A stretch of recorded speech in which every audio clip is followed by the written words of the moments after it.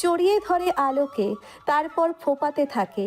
ঋতু পাশে বসে নিশ্চুপ কেঁদে যাচ্ছে। লিভিং রুমে যত মহিলা আছে সবাই সান্ত্বনা বাণী শুনিয়ে যাচ্ছে।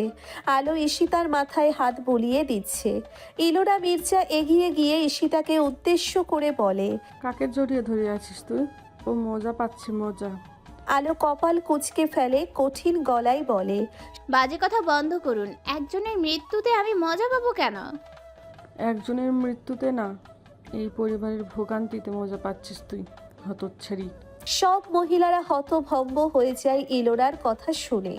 আলো ধমকের সুরে বলে, কথা বুঝে শুনে বলবেন, মুখ সামলে বলবেন। দাদি, নরম গলায় শামিন ইলোরাকে ডাকে। ইলোরা ঘুরে তাকায়। সিঁড়ির কাছটাতে দাঁড়িয়ে আছে শামিন। সাদা রঙের পাঞ্জাবি পরনে তার, মাথার টুপিটা খুলে হাতে নিয়েছে। আলো ঈশিতাকে রেখে উঠে দাঁড়ায়। তারপর খুঁটিয়ে খুঁটিয়ে শামিনকে দেখে। যে লোকটা তাকে একদিন বাবাহারা করে দিতে পারত, আজ নিজের বাবা হারিয়ে কতটা পরিবর্তন এসেছে চেহারায় সেটা দেখতে থাকে। শামিন একেবারের জন্যেও আলোর দিকে তাকায়নি। সেই নিষ্প্রাণ গলায় ইলোরাকে বলে, কেউ মৃত ব্যক্তির সামনে সমবেদনা জানাতে আসলে তাকে এভাবে অপমান করতে নেই। কথাটি বলে শামিন দোতলার ওঠার জন্য পা রাখে সিঁড়ির প্রথম ধাপে। পেছন থেকে আলো বলে ওঠে, দাঁড়ান। শামিন দাঁড়িয়ে পড়ে, কিন্তু আলোর দিকে ঘুরে তাকায় না। আলো এগিয়ে এসে শামিনের পেছনে দাঁড়িয়ে বলতে থাকে, জানি এই সময়ে এসব বলা উচিত না, তবুও বাধ্য হয়ে বলছি। আমার দাদুর দেওয়া একটা চেইন বিক্রি করে টাকা নিয়ে এসেছি আমি। টাকাগুলো নিয়ে আমাকে ঋণ মুক্ত করুন। ঋতুর কাছে দিয়ে যাও, টাকা গুনার পরিস্থিতিতে আমি নেই। অস্ফুট স্বরে বলে শামিন। আলো বলতে থাকে, জানি এই সময়ে এসব কথা আপনাকে বলা ঠিক হচ্ছে না। আচ্ছা, একটা কথা বলুন তো, আপনার বাবার মৃত্যুটা কি কোনোভাবে আমার জন্য হয়েছে? আমি দায়ী? শামিন নিচু স্বরে কিন্তু তেজি কণ্ঠে বলে। মোটেই না, অবান্তর কথা। আলো বলতে থাকে, কাল সন্ধ্যার ঘটনার পর থেকে আপনার বাড়ির লোকজন আমাকে অপরাধী সাজিয়ে আমার দিকে আঙুল তুলছিল। অপরাধী তার অপরাধ স্বীকার করে স্বেচ্ছায় শাস্তি পেতে গেল, সেজন্য ভিকটিমকে দোষী সাব্যস্ত করা হলো। কেন সেটা সে অপরাধীকে আটকাচ্ছে না? সেটা কি উচিত ছিল? উচিত হয়নি, ওদের পক্ষ থেকে ক্ষমা চাইছি। আজ আমি এখানে ঈশিতা আপুকে সমবেদনা জানাতে এসেছি, সেটা কি ভুল হয়েছে? ভুল হয়নি, তুমি মহৎ। তাহলে আপনার বাড়ির লোকজন এভাবে কেন অপমান করবে, যেন আমি একজন অপরাধী, যেখানে আমার কখনো কোনো দোষ ছিলই না? আপনি যা করেছেন তার বিনিময়ে অতটুকু রিয়্যাক্ট করা কি স্বাভাবিক না আমার? ঠান্ডা মাথায় বলুন। শামিন নিচু স্বরে বলে, স্বাভাবিক। তাহলে সবাই বারবার আমাকে দোষারোপ করছে কেন, যেন আমি সর্বনাশী? শামিন ওদিকে ফিরেই স্বাভাবিক গলায় বলে, দাদি বৃদ্ধা মানুষ, তাই এমন করছে। দাদির হয়ে আমি ক্ষমা চাইছি। সমবেদনা জানানো হয়ে গেলে তুমি বাড়ি চলে যাও। কোনো কিছুতে তোমার কোনো দোষ নেই। তুমি নির্দোষ ছিলে, আছো, এবং আমার কাছে বরাবর নির্দোষ থাকবে। আলো শামিনের মাথার দিকে তাকিয়ে থাকে। শামিন একবারের জন্যেও আলোর দিকে না তাকিয়ে সিঁড়ি বেয়ে উপরে চলে যায়। বাতাসে নির্বাচন নির্বাচন গন্ধ পাচ্ছি। চোখ বন্ধ করে একটা প্রশান্তির গভীর নিঃশ্বাস ফেলে সাগর বলে। শমশের ভূঁইয়া ছেলের মুখের দিকে তাকিয়ে আছে। সাগর চোখ মেলে তাকিয়ে বলে, বিষয়টা পুরোটা মাথার উপর দিয়ে গেল আব্বা। বিষয়টা যাই হোক না কেন, লাভ তো আমারই হচ্ছে। এরকম অনাকাঙ্ক্ষিত সুযোগ হাতে চলে আসলো। বিষয়টা পুরোটা মাথার উপর দিয়ে গেল আব্বা, কিন্তু হজম করতে বেশ কষ্ট হচ্ছে আমার। মানে আপনি ভাবতে পারেন, সিংহ তার স্বাদের রাজত্ব স্বেচ্ছায় ছেড়ে দিয়েছে। শমশের ভূঁইয়ার কিছুক্ষণ চুপ করে থেকে বলে, সিংহ রাজত্ব ছেড়েছে, শুধু তার উপাধি না। ওকে আন্ডার সিস্টেম করিস না বাপ। অতীতে বহুবার ওকে আন্ডার সিস্টেম করে কোপ খেয়েছি। বাবার কথায় সাগর মাথা নাড়ে, তারপর বলে, ভাইয়া, দরজার বাইরে ঋতু দাঁড়িয়ে আছে। শামিন দোতলার বারান্দার রেলিং ধরে দাঁড়িয়ে ছিল। ঋতুর কথায় মাথা ঘুরিয়ে তাকায়। ভাইয়া, আত্মীয় স্বজনরা বাড়িতে খাবার দিতে চাচ্ছে, তাদের কি বলবো? এসব কেন? নিয়ম নাকি ভুলে গেলেন? নিয়ম? শামিন অন্যমনস্ক হয়ে প্রশ্ন করে, তারপর উত্তরের অপেক্ষা না করেই ঋতুকে বলে। যা মন চাই করো। ঋতু দাঁড়িয়ে থেকে কয়েক মুহূর্ত পরে বলে, এতিমখানায় খাওয়ানোর ব্যবস্থা করা হচ্ছে, কিন্তু আমি চাচ্ছি বাড়িতেও মিসকিন ডেকে খাইয়ে দিতে। আপনার কাছ থেকে অনুমতি চাচ্ছি। অনুমতির কি আছে ঋতু? তুমি যেটা ভালো মনে করো, জামিলকে টাকা দিয়ে সব বুঝিয়ে দাও। তারপর কিছুক্ষণ পরে চুপ করে থেকে বলে, তুমি ওই অবস্থায় দৌড়াদৌড়ি করো না, খাওয়া দাওয়া ঠিক মতো করো। ইহানকে খাওয়াও, ঈশিতাকে খাওয়াও। তোমরা না খেয়ে থাকলে বাবা ফিরে আসবে না। আর আপনি আপনি খাবেন না? গত রাত থেকে কিচ্ছু খাননি। খাবো। এক গ্লাস পানি পাঠিয়ে দাও কাউকে দিয়ে। ঋতু চলে যাওয়ার আগে নিচু স্বরে বলে, ভাবি আমার কাছে কিছু টাকা দিয়ে গেছে, কোথায় রাখবো ভাইয়া? বিছানার উপর রেখে যাও। রেহেনা দরজার কাছে দাঁড়িয়ে বারবার ভিতরে উকি দিচ্ছে। আলো খেয়াল করেছে কিন্তু কিছু বলছে না। হিয়া মাথা ঘুরিয়ে রেহেনার দিকে তাকিয়ে বলে, আন্টি আসুন না, ভেতরে আসুন। রেহেনা ভিতরে ঢোকে। আলো তার মায়ের দিকে তাকিয়ে বলে, কিছু বলতে চাইলে বলতে পারো। রেহেনা আমতা আমতা করে বলে, ও বাড়িতে ভাত তরকারি দেওয়াটা উচিত নয় কি? কোন বাড়িতে? মরা বাড়িতে। আলো মায়ের মুখের দিকে তাকিয়ে থাকে, তারপর বলে, কেন? তুমি কি সত্যি সত্যি বেআই বাড়ি ভাবছো ও বাড়িকে? রেহেনা কিছুক্ষণ চুপ করে থেকে বলে, পাড়া প্রতিবেশী বাঁকা কথা শুনিয়ে যাচ্ছে। কোন জন্মের পাড়া প্রতিবেশীর কথা আমি গায়ে লাগিয়েছি? এখন ভাত তরকারি রেঁধে পাঠাবে। কাল ওই স্বামী নিয়াজ স্যার এসে তোমার কাছে জামাই আদর খেতে চাইবে। খাওয়াবে তুমি? আলো এভাবে কথা বলিস না, লোকটার বাবা মারা গিয়েছে। এখন অন্তত চুপ কর, শুনতে ইচ্ছে করছে না আর। হিয়া চেঁচিয়ে বলে ওঠে। আলো চুপ হয়ে যায়। রেহেনা বলতে থাকে, তোর বাবাও বলেছিল তোর মতো থাকলে পাঠাবো। এক সমাজে চলতে গেলে শত্রু বাড়িতেও তো মানুষ এসব দেয় সামাজিকতার খাতিলে। হ্যাঁ, তোমরা এখন মেয়ের কিডন্যাপার আর ছেলেদের গলায় চাকু ধরা লোকের মর্মে মরিয়া হয়ে উঠেছো। যাও পাঠিয়ে দাও। আমাকে বলছো কেন? পাড়া প্রতিবেশীর থেকে অনুমতি নাও। রেহেনা কিছুক্ষণ মেয়ের মুখের দিকে তাকিয়ে থেকে চলে যায়। হিয়া আলোর দিকে তাকিয়ে বলে, তোকে কি দিয়ে বানিয়েছে আল্লাহ? আমি সেদিন রেপ হতে পারতো রিয়া। হয়নি তো, তাই না? তোকে বিয়ে করেছে।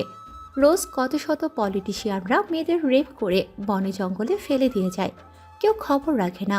এমন কিছু তো তোর সাথে হয়নি। তোকে বিয়ে করেছে, শেষমেশ ভুল বুঝতে পেরে তোর জন্য নিজের ক্যারিয়ারের বলি চড়িয়েছে। তোরা যে দৃষ্টিকোণ থেকেই অন্যায়টাকে দেখবি না কেন হিয়া, ওইটা অন্যায়ই থেকে যাবে, একটা ঘোর অন্যায়। অন্যায় অন্যায়ই থাকবে, কিন্তু একজন অপরাধী যে সারা জীবন অপরাধীই থাকবে, তোকে এমন কথা মাথার দিব্যি দিয়ে কে বলেছে? জবাব দে আমাকে। না, সে হজ করে হাজি হয়ে গিয়েছে, কিন্তু আমি তার কাছে যাব না। কি করবি এখন? আমাকে তোরা মেরে ফেলবি? মেরে ফেল। হিয়া চুপ করে আলোর মুখের দিকে তাকিয়ে থাকে। আলো বলে, তোদের কাছে সে ফেরেশতা সম মানুষ, কিন্তু আমার কাছে সে একটা অপরাধীই থাকবে।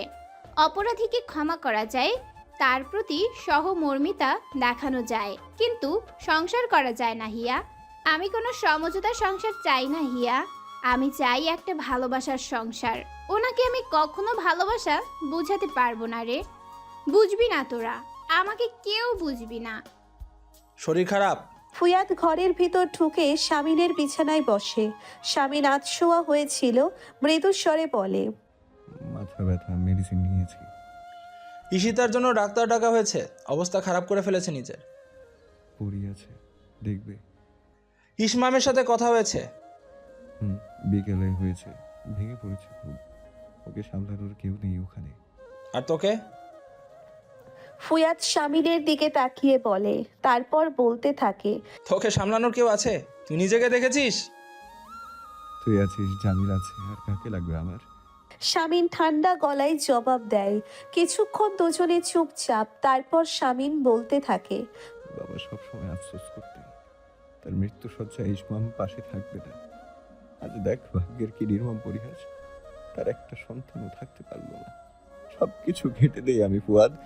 তুই ঠিক বলিস, আমি বড্ড অযোগ্য। ফুয়াদ তার বন্ধুর কাঁধে হাত রাখে।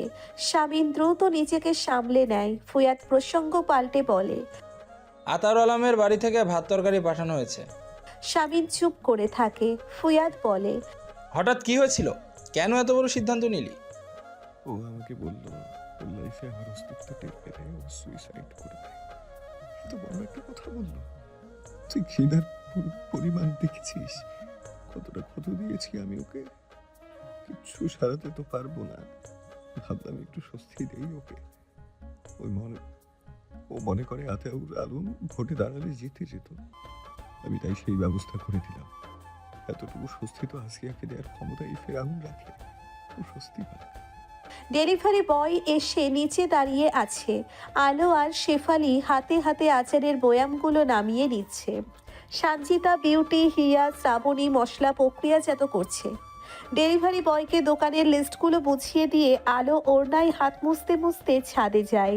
ছাদে গিয়ে একটা বড় নিঃশ্বাস নিয়ে বলে। আজকের মতো কাজ শেষ। শেফালি আপু আর বিউটি আপু তোমরা যাও, তোমাদের তো কাজ রয়েছে আরও। বাকি কাজ আমরা হাতে হাতে করতে পারবো। আলো হেসে বলে। যাও। শেফালি আর বিউটি চলে যায়। আলো বসে যায় বাকিদের সাথে মশলা প্রক্রিয়াজাত করতে। কিছুক্ষণ পরে নিচে চেঁচামেচির শব্দ শোনা যায়। সবাই সবার মুখের দিকে তাকায়। আলো উঠে গায়ে ওড়না জড়িয়ে নিয়ে সিঁড়ি বেয়ে নিচে নেমে বাড়ির আঙিনায় চলে আসে। আশেপাশের বাড়ির বেশ কিছু লোকজন দাঁড়িয়ে আছে। আলোর বাবা মাও আছে। আলোকে দেখে ব্যবসায়ী আলাউদ্দিন বলে ওঠে। আলো বলে। কি হয়েছে আঙ্কেল? কি হয়েছে? তোমার জন্য তো এই পাড়ায় শান্তিপূর্ণভাবে কেউ থাকতে পারবে না দেখছি। কি করেছি আমি? কি করছো আজকাল? হিজড়াদের সাথে চলাফেরা করো। তোমার ওইসব পোষা হিজড়া কি করে জানো? মহল্লার দোকানে দোকানে চাঁদাবাজি করে, ভদ্রলোকদের হয়রানি করে বেড়ায়। এই তো গতকালকে আর্কিটেক্ট সাহেবের 3 মাসের নাতির মুখে দেখবে এতে ঢুকেছিল। উল্টাপাল্টা করে বুঝিয়েছিল শিশুটাকে। আরো কত ধরনের অত্যাচার ওরা করে তুমি জানো? আলো একটা গভীর নিঃশ্বাস ফেলে বলে। শেফালি আর বিউটি আপুকে কিছু করেছে? করেনি তো, তাই না? ওরা করেনি, কিন্তু তোমার আশা করা পেয়ে তো ওরা সব জাতিরা মহল্লায় ঢুকে এমন করছে। স্বজাতি মানে? আমরা সবাই একই জাতি, সবাই মানুষ। শেফালি আর বিউটি আপু যদি কিছু করে থাকে তাহলে আমাকে বলুন। বাকিদের তো আর আমি লিড করিনি। থানায় কমপ্লেন করুন। জালালউদ্দিনের পাশ থেকে তার স্ত্রী বলে। তারপর আতাউর আলমের দিকে তাকিয়ে বলে। শুনুন ভাই, আপনি সুজন ব্যক্তি, তাই আপনাকে বলছি একটু রয়ে শুয়ে চলাফেরা করতে বলুন মেয়েকে, আর পারলে একটু ভদ্রতা শেখাবেন। সামিন, দেখো, ওই দিন সন্ধ্যার পর থেকে তোমার প্রতি আমি যথেষ্ট বিরক্ত ছিলাম। এখন আমি যথেষ্ট মর্মাহত, তাই তোমাকে ধমকাচ্ছি না, কিন্তু তুমি তোমার সিদ্ধান্ত বদলে নাও। বারবার বলছি। দা আঙ্কেল, আমি গুটিয়ে নিয়েছি সব কিছু থেকে। সামিন, তুমি কি ভুলে গিয়েছো নমিনেশন পাওয়ার জন্য তুমি কি কি করেছিলে? ভুলে গেছো তুমি কতটা পরিশ্রম করে তুমি এই পর্যায়ে এসেছো? কোনো টাকা পয়সা ইনভেস্ট না করে, কোনো অবৈধ উপায় অবলম্বন না করে ভুলে গেলে সব? কিচ্ছু করার নেই আঙ্কেল। পুনর্নির্বাচন আঙ্কেল। কথাটি বলে কবির আলমগীরের মুখের উপর ফোন কেটে দেয় শামীম। তারপর কিছুক্ষণ চুপ করে বসে থাকে। হঠাৎ ফোনের রিংটোন বেজে উঠতেই শামীম ফোনটা রিসিভ করে কানে ধরে। ওপাশ থেকে রনি বলে। ভাই, মহল্লার কিছু লোকজনের সাথে ভাবি হাঙ্গামা করছে।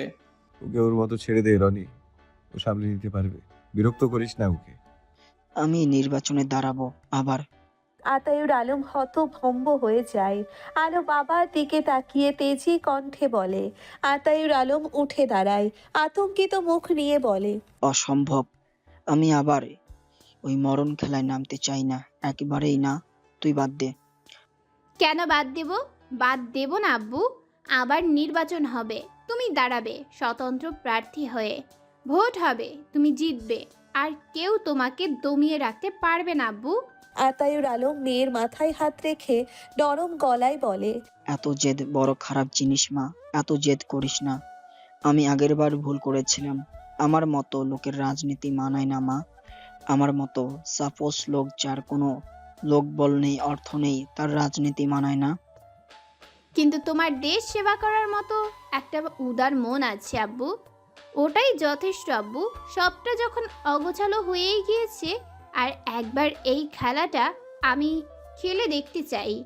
তুমি একটা সুযোগ পেয়েছো আব্বু, তুমি দাঁড়াবে, তুমি অবশ্যই নির্বাচনে দাঁড়াবে, এবং ওই ইয়াসার মির্জাকে তুমি জিতে দেখিয়ে দিবে, অবশ্যই দেখিয়ে দিবে। 30 মিনিট ধরে দাঁড়িয়ে আছে সে। যে কোচিং সেন্টারে আলো পড়ায় সেখানের হেড ম্যাম এখনো এসে পৌঁছয়নি। চাবি তার কাছে। কোচিং সেন্টারটা গলির মেইন রোডের ধারে।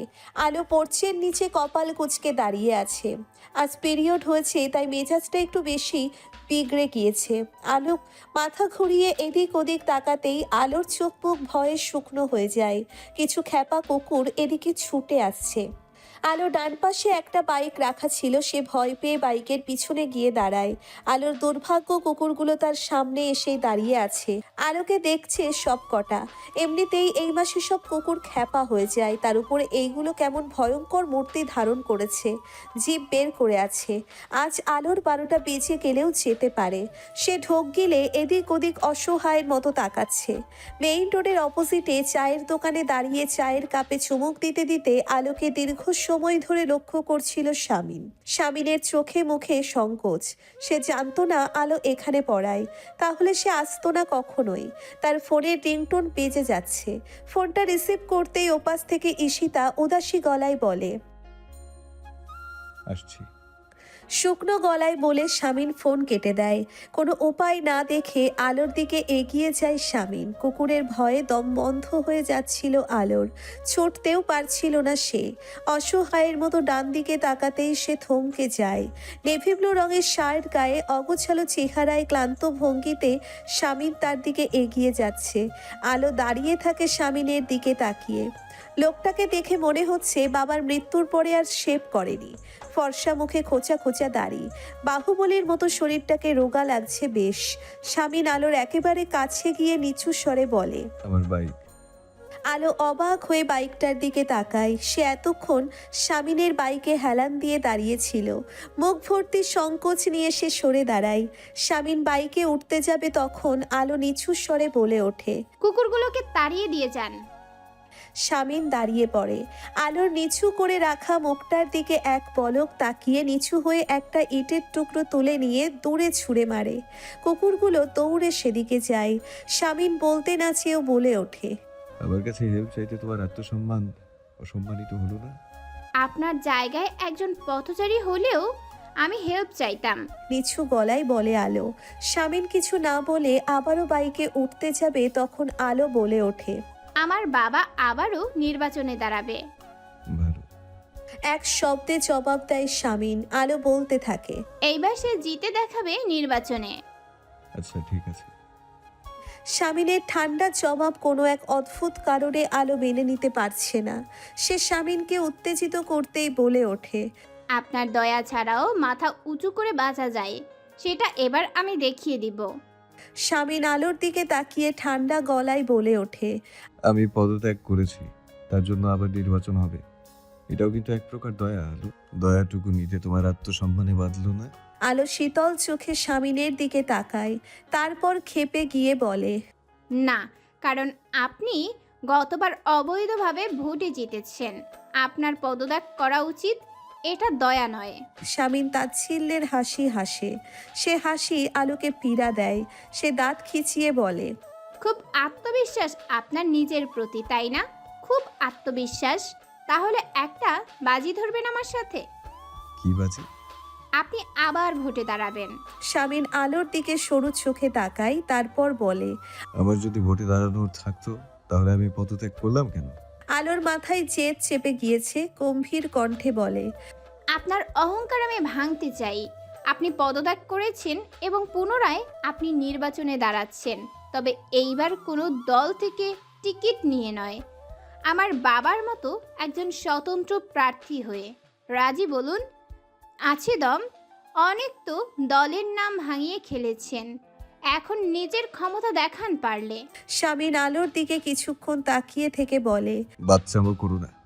কথাটি বলে শামীম আবারও বাইকে উঠতে যাবে, অমনি আলো বলে ওঠে, ঠিক জানতাম আপনার ক্ষমতা আসলে ওই দল, নিজের কিছু নেই, ভয় পাচ্ছে ইয়াসার মির্জা।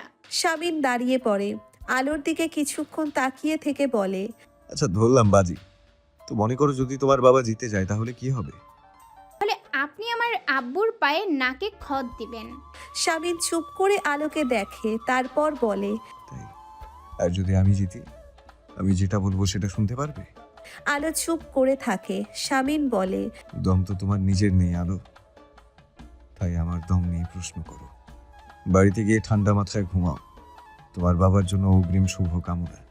আলো দাঁতে দাঁত চেপে বলে ওঠে, আমি রাজি। শামীম তাচ্ছিল্যের হাসি হাসে, তারপর বলে, ভেবে দেখো আলো, বেশি কনফিডেন্স ভালো না। আমি রাজি। কি চান আপনি? আমাকেই তো চাইবেন তাই না? ঠিক আছে, আমি রাজি আপনার শর্তে, কারণ আমি জানি আপনি জিততে পারবেন না। শামীম আলোর দিকে তাকিয়ে থাকে। আলো দাঁতে দাঁত চেপে বলে, এই আলো ভয় পাওয়ার মেয়ে না শামিনিয়া স্যার, আমি রাজি। বাবা জিতলে আপনি আমাদের কথা শুনবেন, আর আপনি জিতলে আমি আপনার কথা শুনবো। Challenge accepted. শামীম আলোর দিকে তাকিয়ে বলে, নিজের কথাই নিজে জড়িয়ে যাবে আলো, পরে আমাকে দোষ দিও না। আলো চুপচাপ দাঁড়িয়ে থাকে। শামীম বাইকে উঠে বাইক স্টার্ট করে চলে যায়। আলো হাত মুষ্টিবদ্ধ করে রেখেছে, গা এখনো জেদে কাঁপছে। যা হয় হোক, ওই লোকটাকে ওর ক্ষমতা দেখিয়ে ছাড়বে আলো। ওর দলের জন্য লোকজন ওকে ভোট দেয়, এটা হাড়ে হাড়ে টের পাবে এইবার নির্বাচনে হেরে ওই শামীম ইয়াসার মির্জা। কোচিং সেন্টারের হেড ম্যাম রিক্সা থামিয়ে আলোর সামনে দাঁড়ায়। অপরাধী গলায় বলে, সরি, 1 ঘন্টা দাঁড় করিয়ে রাখলাম তোমায়, সরি আলো। আলো ম্যামের দিকে তাকিয়ে শুকনো গলায় বলে, আপনার কি হয়েছে? আপনি এভাবে কাঁপছেন কেন? আর বলো না, গড়ির ওই মাঠে না মেন রোডের এক ভয়ানক অ্যাক্সিডেন্ট হয়েছে। একটা নীল রঙের R15কে একটা বালু ভর্তি ট্রাক একদম পিষে দিয়ে গেছে। লোকটার মাথা থেতলে গিয়েছে। আমি দূর থেকে দেখেছি, লোকের ভিড়, রক্তের বন্যা বয়ে গিয়েছে। সদর হাসপাতালে নিয়ে যাওয়া হয়েছে। লোকটা মনে হয় বাঁচবে না আলো। এক নাগারে বলে ওঠে হেড ম্যাম। আলো কেঁপে ওঠে। নীল রঙের R15-এ তো শামীম গিয়েছে এই মাত্র। আলো এদিক ওদিক তাকিয়ে বড় বড় নিঃশ্বাস নিতে থাকে। হেড ম্যাম বলে ওঠে, তোমার আবার কি হলো আলো? আলো একটা ঢোক গিলে নিয়ে বলে, ম্যাম আজকে আমাকে ছুটি দিন, সরি। আলো কথাটি বলে মেইন রোডে নামে। একটা রিক্সা থামিয়ে উঠে পড়ে বলে, সদর হসপিটাল চলুন। আলো বুঝতে পারছে না তার এত অস্থির লাগছে কেন। ফোনে বারবার ঈশিতাকে ফোন দিচ্ছে আলো। ঈশিতা ফোনটা ধরছে না। আলোর অস্থিরতা বেড়ে যাচ্ছে। হসপিটালের সামনে রিক্সা থামিয়ে কোনো মতে ভাড়া মিটিয়ে সোজা এমার্জেন্সি ইউনিটে চলে যায় আলো। প্রচুর লোকজন সেখানে। সরাসরি ইউনিটে ঢুকতেই একজন নার্স এসে তাকে থামায়। আরে আরে, কোথায় যাচ্ছেন? আলো এদিক ওদিক তাকিয়ে হাঁপাতে হাঁপাতে বলে, এইমাত্র ঝিলবাড়ি অ্যাক্সিডেন্ট স্পট থেকে একজনকে নিয়ে আসা হয়েছে। R15-এর আরোহী, অবস্থা খুবই খারাপ তার। আলো আতঙ্কিত মুখ নিয়ে তাকিয়ে থাকে নার্সের দিকে। নার্স বলে, আলো বাঁচবে কিনা বলা যাচ্ছে না। কেঁপে ওঠে। নার্স আলোকে খুঁটিয়ে খুঁটিয়ে দেখে বলে, আলো বিধ্বস্ত চেহারা নিয়ে নার্সের দিকে তাকিয়ে অস্ফুট স্বরে বলে ওঠে, স্বামী। নার্সটি আলোর দিকে তাকিয়ে থাকে। কয়েক মুহূর্ত পরে বলে ওঠে, আপনি ভিকটিমের ওয়াইফ? আলো চমকে ওঠে। অবচেতন মনে এই মাত্র সে স্বামীকে নিজের স্বামী বলল। তার পুরো মুখ অস্বস্তিতে ছেয়ে যায়। পেছন থেকে হঠাৎ একজন ডাক্তার বলে ওঠে, কি হয়েছে লিপি? স্যার, অ্যাক্সিডেন্টের ভিকটিমের ওয়াইফ বলছে। ডাক্তার মুখের মাস্ক খুলে বলে আলোর দিকে তাকায়। আলো কাঁপা কাঁপা গলায় বলে, ওনার এখন কি অবস্থা? ডাক্তার কিছু বলতে যাবে তখন একজন ওয়ার্ড বয় এসে বলল, স্যার, সৌমন বলের লোকটার ওয়াইফ এসেছে। ডাক্তার ওয়ার্ড বয়ের দিকে তাকিয়ে বলে, সুমনকে? স্যার, ঝিলবাড়ি অ্যাক্সিডেন্টের ভিকটিম। মানিব্যাগে আইডি কার্ড ছিল কিছুক্ষণ আগে যাকে আনা হলো। ডাক্তার মাথা ঘুরিয়ে আলোর দিকে তাকিয়ে বলে, আপনি কে তবে? আলো এদিক ওদিক তাকিয়ে একটা ঢোক গিলে নিয়ে বলল, ভুল হয়ে গিয়েছে, দুঃখিত। কথাটি বলে ঘুরে করিডোরের উল্টো পথে হাঁটতে থাকে আলো। ক্লান্ত ভঙ্গিতে অন্যমনস্ক হয়ে হাঁটছে। হুট করে এক মহিলার সাথে ধাক্কা খেয়ে নিচে পড়ে যায় আলো। মহিলা চেঁচিয়ে ওঠে। আলো কোনো জবাব না দিয়ে আবারও উঠে হাঁটতে থাকে। তার নিজের প্রতি নিজেরই বেশ অবাক লাগছে। হচ্ছেটা কি আসলে? ফোনের ভাইব্রেশনের শব্দ হতেই ফোনটা রিসিভ করে কানে ধরে। ওপাশ থেকে ঈশিতা শুকনো গলায় বলে, ফোন দিয়েছিলে ভাবি? ভাইয়ার সাথে বাইকে ছিলাম, দেখতে পাইনি। হ্যাঁ, ওই আর কি, তোমার শরীরের খোঁজ নিতে। কেমন আছো তুমি? ঋতু কেমন আছে? ভালো আছি আমরা। ঈশিতার কথা শুনে আলোর বেশ খারাপ লাগে। অনেক ভেঙে পড়েছে মেয়েটা। কিছুক্ষণ কথা বলে ফোন কেটে দেয়। ঈশিতার একটা ব্যাপার আলোর বেশ ভালো লাগে। তারা যখন কথা বলে তখন ঈশিতা কখনোই স্বামীনের প্রসঙ্গ টেনে আনে না। মানে নিজের পথ ত্যাগ করলে, এখন যখন পুনর্নির্বাচন হবে, এখন আবার ভোটে দাঁড়াবে স্বতন্ত্র প্রার্থী হয়ে। কেন? দল তোমার কি ক্ষতি করেছে সামিন? ইমতিয়াজ ভাইয়ের মৃত্যুর শোক কাটিয়ে উঠতে পারোনি জানি, তাই বলে এমন উন্মাদের মতন কেন আচরণ করছো? কবির আলমগীর ধমকের সুরে বলে কথাগুলো। স্বামীন কিছুক্ষণ চুপ করে থেকে বলে, একজনের আবদার পূরণ করতে। হোয়াট? তুমি এসব কি বলছো? তোমাকে কি পাবনায় শিফট করতে হবে? রাজনীতির ছেলে খেলা। এমনিতে তোমার হঠাৎ পদত্যাগে পার্টি গরম হয়ে আছে। সবাই আমাকে চাপ দিচ্ছে তোমাকে বের করে দিতে। আমি সবাইকে মানিয়ে দিচ্ছি। তুমি আবার আমাকে ভুলে গিয়েও না শামিন। পদত্যাগপত্র ফেরত নাও, এখনো সময় আছে। না আঙ্কেল, আপনি খন্দকারকে দিয়ে দিন নমিনেশন। আমি স্বতন্ত্র লড়তে চাই। কবির আলমগীর দাঁতে দাঁত চেপে বলে, লাভ কি হবে? দল থেকে নিজেকে ছাড়িয়ে কি করতে পারবে তুমি? পদত্যাগ যখন করেই ফেলেছ, আর লড়ো না। এইবার আতাউল আলম শামশের ভুঁইয়া খন্দকার, ব্রিগেডিয়ার জেনারেল রিপন মজুমদার, এদের সাথে টেক্কা দিয়ে গোহারা হারবে তুমি। তামাশা কেন চাইছো? হারতেই যাচ্ছি আঙ্কেল। কেন? একজনের মুখে হাসি ফোটাতে সে অনেকদিন হয় হাসে না। সামিন, তোমার আন্টি তোমার জন্য টেনশন করছে। আসবো আন্টি, দেখা দিয়ে যাবো ভোটের আগে। রাখছি। ফোন কেটে দিয়ে স্বামীন দীর্ঘ সময় চুপ করে বসে থাকে। ইসমাম অনবরত ফোন দিয়ে যাচ্ছে। এখন একটুও ইচ্ছে করছে না তার কথা বলতে। ফোনটা দূরে সরিয়ে রেখে বিছানায় টান টান হয়ে শুয়ে পড়ে। মানে ইয়াসার আবার কেন ভোটে লড়বে? ও তো নিজেই পদত্যাগ করেছে। আলো শাড়িগুলো ভাঁজ করে আলমারিতে তুলে রেখে আতায়ুর আলমের দিকে তাকায়। তারপর বলে, যোগ্যতা প্রমাণ করতে তুমি বাচ্চাদের মতো কিছুক্ষণ পর পর আমাকে প্রশ্ন করবে না, যাও। আতায়ুর আলম মেয়ের ঘরে ঢোকে। নরম গলায় বলে, মা, তুই ঠিক আছিস তো?